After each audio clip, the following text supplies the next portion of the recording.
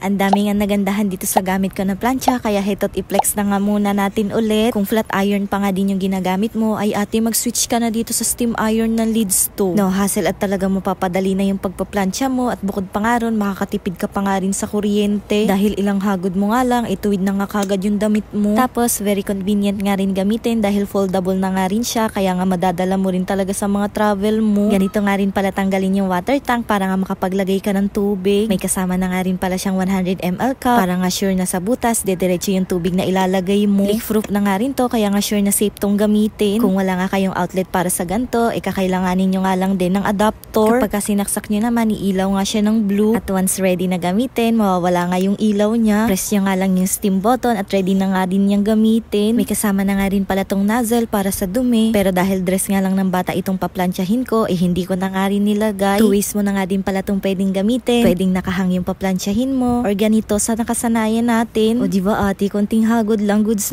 na. Hindi na talaga aalis, ng lukot-lukot nga ang damit. Plus, never na talagang masusunugan. O kung bet nyo nga rin ng ganito, ilalagay ko na lang yung link sa comment section or sa yellow basket.